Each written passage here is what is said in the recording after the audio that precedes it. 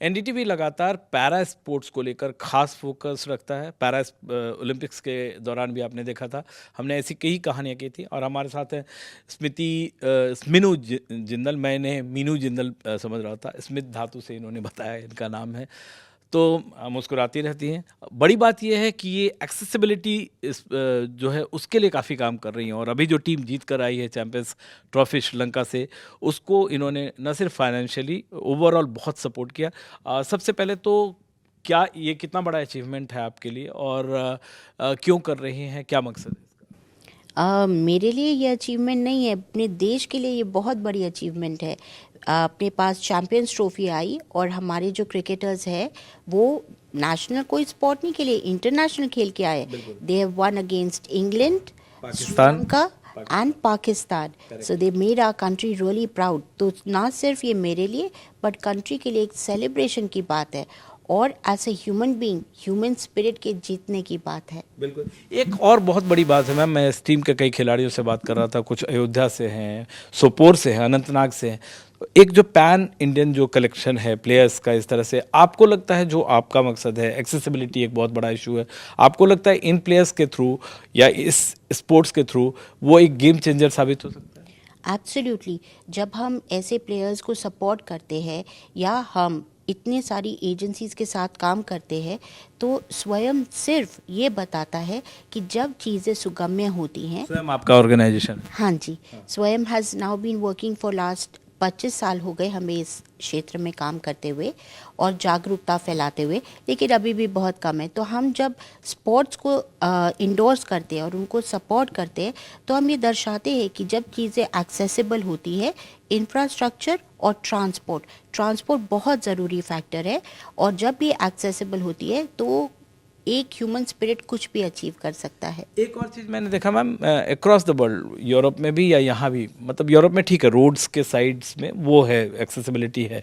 लेकिन आपको उसके अगर ओवरऑल बताएं तो हम एक्सेसिबिलिटी के लेवल पे कहाँ हैं अक्रॉस वर्ल्ड भी और इंडिया में भी? आप कैसे रेट करेंगे अगर 1 to 10 के स्केल पे करें तो? मैं एक्सेसिबिलिटी को रोज़ जीती हूँ, क्योंकि मैं भी एक तभी मैं आपसे बात कर रहा हूँ। तो उसके लिए विमल जी, हम ये नहीं बोल सकते कि पूरे दुनिया में एक्सेसिबिलिटी सीमलेसली अवेलेबल है। नहीं, कहीं नहीं, मतलब मैं तो यूरोप, पेरिस में तो उनका मेट्रो एकदम एक्सेसिबल नहीं है। ट्रू, अपने इंडिया में हमारे पास लेकिन बेनिफिट के लिए बहुत सारे लोग हैं। अगर अमेरिका में 10 लोग बेनिफिट करते तो इंडिया में 1000 लोग बेनिफिट करते। उनकी पॉपुलेशन और हमारी पॉपुलेशन में बहुत ज़्यादा रेशियो का फ़र्क है। तो एक्सेसिबिलिटी अभी सभी देशों में कम है, लेकिन हमारे देश को इसके बारे में और ज़्यादा सोचना चाहिए, क्योंकि हमारे प्राइम मिनिस्टर जी ने ऐसा सोचा। उन्होंने एक्सेसिबल इंडिया कैंपेन शुरू करी, तो ये पहला देश है जिसने इसको इतनी ज़्यादा इम्पोर्टेंस दी है आगे बढ़ने के लिए, और ये होता रहे तो बहुत अच्छा रहेगा।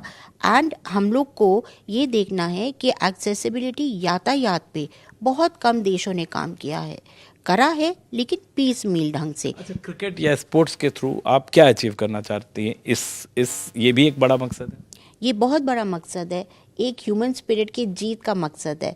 और अगर एक्सेसिबिलिटी होती है ना सिर्फ स्पोर्ट्स के खेल में, बट हम लोग और भी क्षेत्रों में हमें बहुत ज़्यादा मदद मिलती है। इंडिया आज बहुत यंग पॉपुलेशन से जाना जाता है, पर ये यंग पॉपुलेशन एक दिन ओल्ड भी तो होगी। बिल्कुल बिल्कुल। तो जापान आप जानते हैं, इसका जिक्र करते हैं। हाँ, और जापान अगर आप जानते हैं तो वहाँ पे हर एक बच्चे के ऊपर 2 बूढ़े माँ बाप का बाहर आता है। और अब वो रियलाइज़ करते हैं कि उन्होंने जो इंफ्रास्ट्रक्चर डेवलप किया वो कितना डिजेबलिंग है।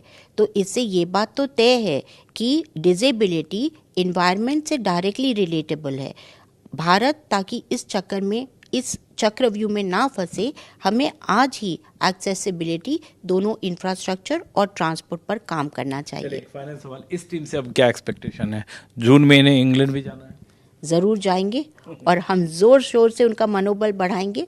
आज इस टीम के बारे में बहुत लोग नहीं जानते, पर आप लोगों के माध्यम से, मीडिया के माध्यम से बहुत लोग इनको जानेंगे। जैसे विराट कोहली को पहचानते हैं तो हमारे राजेश जी को भी पहचान लेंगे, मोहम्मद आमिर को भी पहचानेंगे। Absolutely.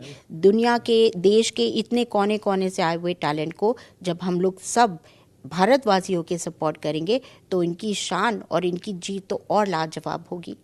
Thank you so much, you are doing a lovely work. Thank you Vimal.